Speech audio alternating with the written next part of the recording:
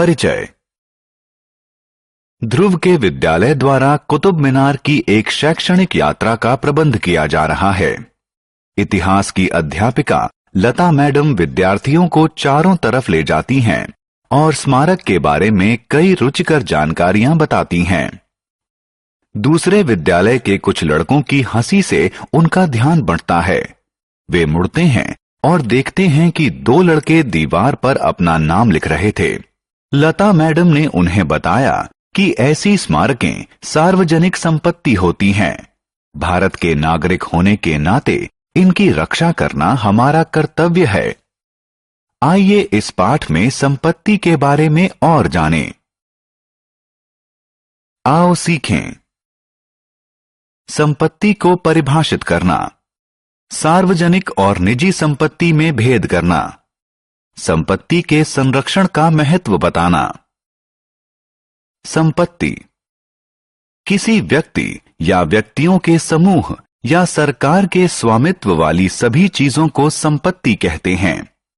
घर, वाहन, खेत, ऐतिहासिक स्मारक, रेल और डाकघर इत्यादि संपत्तियां हैं। निजी संपत्ति किसी व्यक्ति या व्यक्तियों के समूह के स्वामित्व वाली संपत्ति को निजी संपत्ति कहते हैं। उदाहरण स्वरूप फर्नीचर, कार, घर, जमीन या आभूषण सभी निजी संपत्तियां हैं क्योंकि उनका स्वामित्व किसी एक व्यक्ति या व्यक्तियों के समूह के पास होता है। निजी संपत्ति के स्वामी अपनी संपत्ति को बदल सकते हैं, बेच या खरीद सकते हैं या जला भी सकते हैं। सार्वजनिक संपत्ति सरकार के स्वामित्व वाली संपत्ति को सार्वजनिक संपत्ति कहते हैं। ऐसे संपत्ति का उद्देश्य आम लोगों का हित होता है। ये लोगों के उपयोग के लिए उपलब्ध रहती हैं। देश के सभी लोगों को इनके प्रयोग का समान अधिकार है। सार्वजनिक पार्क, रेल, डाकघर, सड़क, सरकारी विद्यालय, सरकारी कॉलेज और सरकारी अस्पताल सार्वजनिक संपत्ति हैं। क्योंकि सार्वजनिक संपत्ति की स्वामी सरकार होती है, इसलिए सरकार ही उन्हें बेच या बदल सकती है या नष्ट कर सकती है। निजी संपत्ति का महत्व। संपत्ति का स्वामित्व किसी व्यक्ति के सामाजिक स्तर को सुधारता है। निजी संपत्ति को आपातकाल में धन के बदले बेचा जा सकता है। सार्वजनिक संपत्ति का महत्व। पार्क, अस्पताल, सड़क, रेलवे स्टेशन इत्यादि सार्वजनिक संपत्ति का जनहित के उपयोग के लिए होती हैं। ये जनता को सुविधा और सुरक्षा प्रदान करती हैं।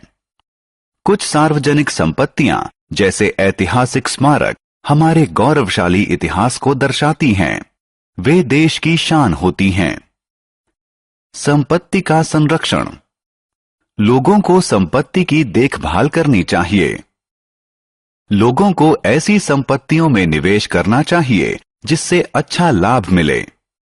सार्वजनिक संपत्ति को नष्ट या विकृत नहीं करना चाहिए। उन्हें सुरक्षित और संरक्षित रखना हमारी जिम्मेदारी है। आओ खेलें। सही बक्सों में डालकर निम्नांकित संपत्तियों को निजी या सार्वजनिक में वर्गीकृत करिए। हमने क्या चर्चा की? किसी व्यक्ति या व्यक्तियों के समूह या सरकार के स्वामित्व वाली किसी भी चीज को संपत्ति कहते हैं। निजी संपत्ति का स्वामित्व किसी व्यक्ति या व्यक्तियों के समूह के पास होता है। सार्वजनिक संपत्ति की स्वामी सरकार होती है। सार्वजनिक संपत्ति जनता के उपयोग और हित के लिए होती है। हमें सार्वजनिक संपत्ति की सुरक्षा और संरक्षण अवश्य करना चाहिए।